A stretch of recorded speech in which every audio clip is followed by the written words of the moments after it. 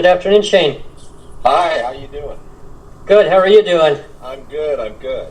Thanks for coming back to the show. It's always great to have you on, Shane. And we can talk about the Canucks. Yes, we can.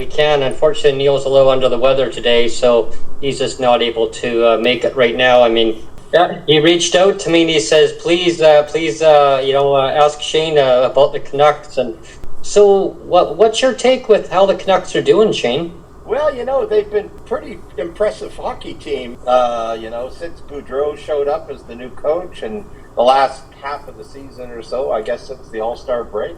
I think they're probably, one of the 10 best teams in the league right now, but whether that's enough to get them in the playoffs, I guess we'll see next week.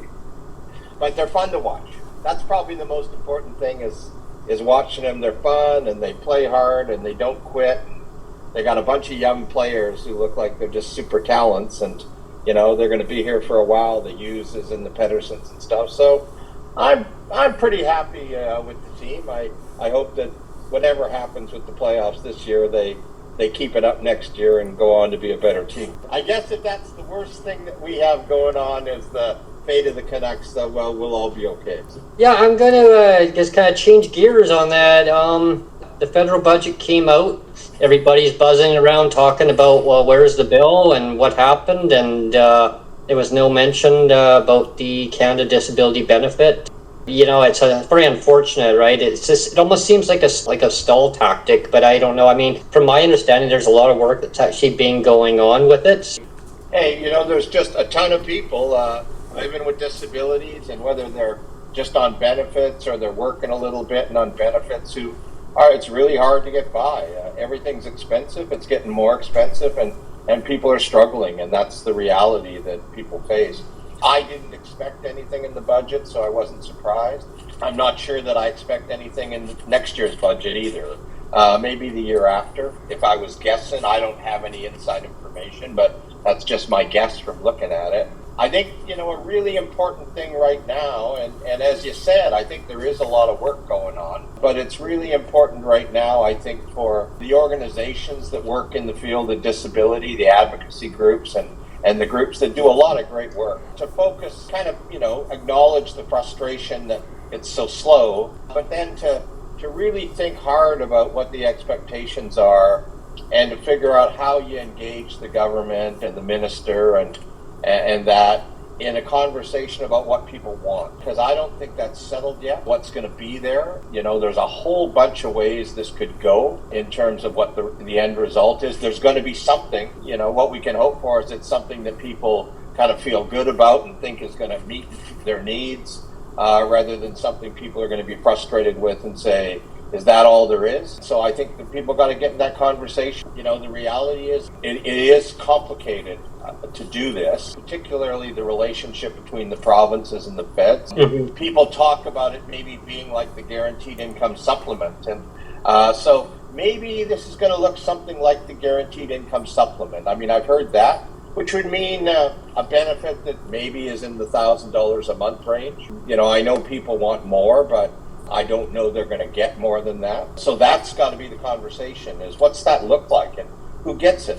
Do people get it and do they stop getting it at 65 and then move on to pensions? Do you keep getting it after 65? There's just a ton of questions. Do you only get it if you qualify for the disability tax credit? Is there some other kind of criteria for how you get it? So I'm hoping that those organizations and those smart people who are part of this conversation are really focused on trying to have that discussion with Minister Qualtrough and with the federal government, because that's really, I think, the most important thing right now. I know everybody wants the money now, and I totally understand why, but it's really important that people push and advocate for what it is that will actually work to make people's lives better and make sure that it looks like that. Oh, absolutely, Shane. There's so many dynamics, like pieces of the puzzle that have to kind of get all kind of put together. Like we mentioned before, previously, like there's, different provinces that don't even have disability designation under their government. I think it's in Nova Scotia, I think it is, and maybe I think New Brunswick. I might be mistaken on that, but I know some of the maritime provinces don't have a certain criteria, and that's really hard for the federal government to kind of narrow down, I would think, unless they go through CRA to kind of determine that, I guess, based on their T5007, right? And one of the first things I would say is keep this benefit away from the CRA. One of the worst things I think could happen would be have the Canada Revenue Agency be responsible making decisions about how this benefit moves forward. It's got to rest probably in Minister Coltro's shop. She's the best person to deal with this. This is not a tax issue. This is an issue about ensuring that people get a benefit that they need in order to have some quality of life. Oh, absolutely. Because the CRA, I mean, they bungled up that distribution of the maximum 600 payment only for the DTC recipients who are eligible for it or were able to even get the DTC, right? So they kind of bungled that one up, and so no, I totally agree with you on that one. I think it should stay within Carla Quantrill's or her office because that way it's more controlled, and they know where it's going to get distributed out. And then, I mean, on the other bright side of things, though, I guess on a positive note, I mean, we're looking forward to the what they call it, the dental plan and the fair pharmacare. Yeah, no, those are good initiatives, and they'll help. And it's one of the things that money is really, really an important. Income is such an important piece, but it's not the only piece. And I know when I did the poverty reduction strategy and the disability benefit, obviously a big thing for people is having adequate income, but there's a whole bunch of other issues there, and it could be housing, it could be health care, it could be child care for people who need that. There's a bunch of things that help people to improve their lives. And so you're absolutely right. These initiatives that the federal NDP negotiated with the Liberals in their agreement around dental care, and that is all a good thing. And it's going to be very helpful moving forward for people who can take advantage of that. Oh yeah, I mean, it's going to definitely reduce down healthcare costs in the long run, right? Because if people have better health, it's going to put less strain on the healthcare system, and it benefits society in so many ways. And there was a panel that came out. I think there were 65 recommendations on it. And that study, that I started. It was part of actually the agreement with the Greens, the NDP, the CASA, the agreement between the NDP and Greens that put us in government. They wanted us some work done on universal basic income. And I said, do two things. One, look at the basic income. Three of the very smartest academics in the country look at the basic income, and also take a look at all the income support programs in the province and see how we could do that better. And they came back and said a universal basic income is really not a good idea. I agree with that. I don't think it's a particularly good idea. I think targeted basic incomes make a lot of sense, but a universal income I don't think really makes much sense. And it's never been done in the world. There isn't a universal basic income anywhere in the world today, and there's good reason why that's the case. So that's a piece of work that was done, and it was chaired by David Green, who's the chair of the economics department at UBC. And I would urge people who are interested in basic income and in those issues to take a look at that report. The summary is about 60, 70 pages. The report's about 900 pages, but the summary is readable. It's probably the best piece of work that I've ever seen on basic income done by anybody. They had 2 years to do the work. They did an incredible amount of work. They had about 60 sub-studies done to support it. Really, for people who are interested in that issue, it's the most thoughtful piece of work that I think has ever been done on basic income. So it's well worth looking at. Mm-hmm. Yeah, I have Joseph actually in here. He actually is really gung ho about GOBI. Yeah, go ahead. If you want to have a question for Shane or comment regarding the basic income stuff, this is up his alley. Hi, Shane. Which study are you referring to? This is the one that was just completed while we're government, and what I did is I funded it in 2018, 2-year study, gave them about $4 million over 2 years to look at this. But if you look up David Green, who's a professor and the chair of the economics department at UBC, he will connect to that study. Matter of fact, you could probably just Google BC Basic Income. You're talking about the study. BC Basic Income panel. Yeah. Yeah, okay. Have you, Shane, studied the PBO reports, the Parliamentary Budget Officer reports? I've seen them. Have you studied them or analyzed what the different scenarios could do? Well, what I've done is I've looked at the work, and if you look at this, I think that's this work says two things. One, it says you couldn't afford it, and the second thing is it says that what level of public acceptance would be. And a third thing about this that I think was one of the most interesting observations that they made is that it pushes away from collective responsibility for things and onto individuals.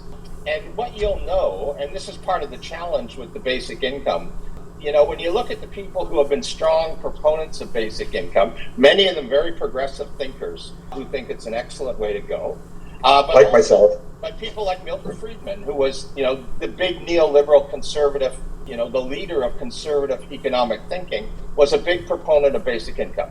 He supported the basic income because the argument is, and this is where you get to the detail, you give people whatever the amount is. Let's say it's a couple of $1,000s a month. But whatever that amount is. The study I go by is actually $1,586 a month, plus $500 for people with disabilities. Well, it could be, as I said, there is no. That's the 2022 poverty line numbers. You can pick the numbers out of the air. That's why there is not a basic income program anywhere in the world today, a universal one. And there's trials, yes. Well, yeah, but they last a few months. Malta was the one place that tried to do it, and they packed it up. And trials, trials are trials. In fact, trials are, I have a real problem with trials, and it's the reason that we didn't do one. First of all, we've got about 8 or 9 of them out there that have been done at different times around the world, so that most of the evidence is what it is. The other thing is, I've always thought it was an incredibly challenging and ethical question.